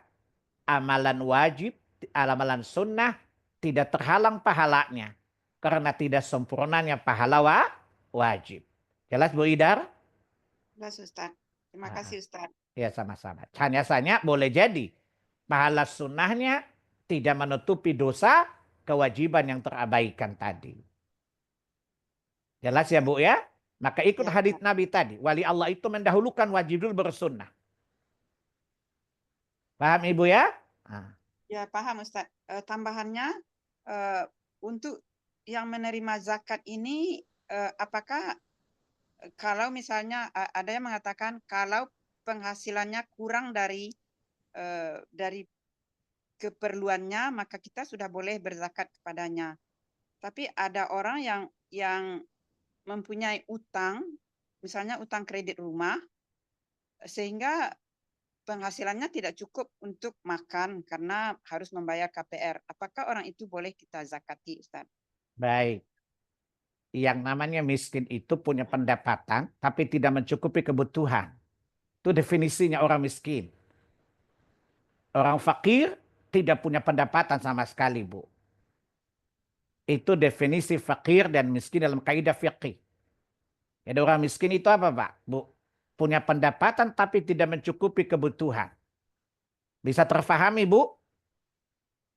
Bisa, Ustaz. Contoh, dia punya pendapatan. Satu hari 15 juta umpamanya, satu bulan. Tapi dia mesti bayar KPR-nya, utangnya. Menjadi 10 juta. Dia punya penghasil 5 juta, sementara dibiayai 12 orang misalnya. Berarti miskin gak, Bu?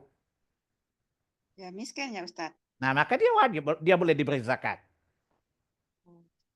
Jadi Walaupun saya dia ulangi, pendapatan dia 15 juta. Tapi dia punya, kalau dia bayar utang bukan? Sehingga dia punya penghasilan 5 juta yang dia punya. Sementara yang dia jamin satu bulan, itu adalah 10 juta. Minus atau plus, Bu? Minus kan? Nah, ya minus, Ustaz. maka dia miskin nggak? Iya, sebenarnya saya punya teman, Ustadz. Dia itu punya rumah yang bagus, punya mobil, tapi semua itu kredit. Sehingga untuk makan dia tidak cukup lagi katanya. Apakah boleh saya zakati, Ustadz? Boleh, insya Allah. Wallahu alam. Ya? Ya, makasih Ustadz. Makasih. Baik. Karena mobil adalah kebutuhan primer juga kan, Bu?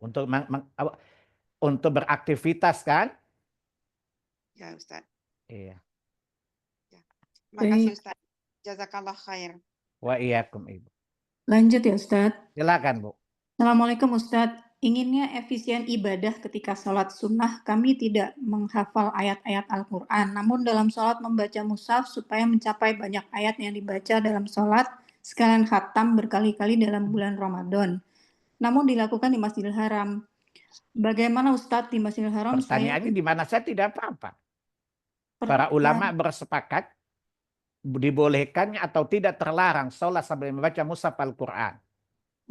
Asal banyak sekali. Di mana Ummul Mukminin Aisyah radhiallahu anha ketika diimami oleh bekas budaknya sambil pegang mushaf Al-Quran. Imam Hasan Al-Bisri seorang muhaddis ketika salat dia juga memegang mushaf Al-Quran. Maka boleh di mana saja, enggak masalah. Wallahu a'lam, ya. Oh, itu tidak setiap hari kan? Ini hanya dilakukan sepanjang Ramadan untuk memadukan dua amalan, untuk menggapai dua amalan tadi. Salat sekaligus menghatam Al-Quran. Wallahu a'lam. Lanjut lagi Ustadz. Afan Ustadz, apakah sholat sunnah mutlak setelah sholat tarawih boleh kita lakukan? Boleh. Ya, jadi sholat mutlak adalah sholat sunnah tanpa sebab yang dilakukan di luar waktu-waktu haram. Waktu haram kan 3. Sesudah subuh sampai matahari terbit dan tinggi di atas tombak. Sesudah asar sampai datang waktu maghrib. Dan ketika zawal, matahari di atas kepala, di atas ubun-ubun, sebelum sedikit condong ke bagian barat. Ini 3 waktu haram. Selain itu, kita boleh sholat tanpa sebab, namanya sholat mutlak kapan saja, di mana saja, dengan jumlah rakaat yang kita sukai. Wallahu a'lam. Ini ada lagi Ustadz. Sebentar. Assalamualaikum Ustadz.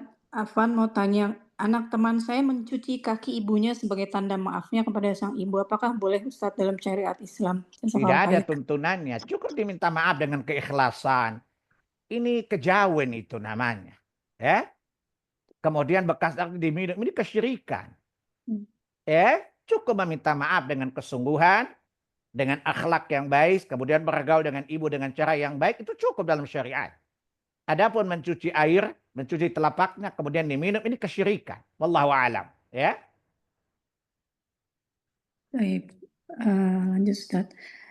Ustadz, bolehkah ziarah kubur ke makam wali hanya untuk ziarah saja, untuk mendoakannya, bukan saat memasuki bulan Ramadan ziarahnya? Syukran Ustadz. Khusus mendatangi kuburan dari jarak jauh tidak boleh. Karena Nabi melarang kita menziarahi, tidak boleh menziarahi 3 tempat saja. Nabi melarang kita tidak boleh menempuh perjalanan jauh untuk safar kecuali 3. Masjidil Haram, Masjid Nabawi, Masjid Aqsa. Tapi kalau tiba-tiba ibu ke Jawa, lewat depan makam, lalu menziarahinya, dengan niat ingin ingat mati tidak masalah. Tetapi mengkhususkan waktu dan jarak untuk itu tidak boleh, haram hukumnya. Wallahu a'lam. Ya. Baik, ini yang terakhir ya Ustadz. Bagaimana cara agar kita semangat ibadah di bulan Ramadan Ustadz? Jadi kalau berilmu insya Allah semangat dia. Ya, dan berdoa kepada Allah perbanyak supaya Allah permudah kita dalam beribadah kepada Allah. Jadi saya katakan tadi, kalau Anda sudah berilmu, Anda berdoa dan Anda bertobat, hati itu mudah untuk beramal insya Allah. Ya, dan ingat, jangan-jangan ini Ramadanmu yang terakhir. Sementara Ramadan yang sebelumnya kualitasnya di bawah standar. Dengan ingat itu, Anda takut, Anda akan bersemangat beramal di bulan Ramadan. Saya kira cukup, itu dulu. Kita akhiri dengan kafaratul majelis. Subhanakallahumma wa bihamdika. Asyhadu an la ilaha illa anta. Astaghfiruka wa atubu ilaik. Billahi taufiq wal hidayah. Wassalamualaikum warahmatullahi wabarakatuh.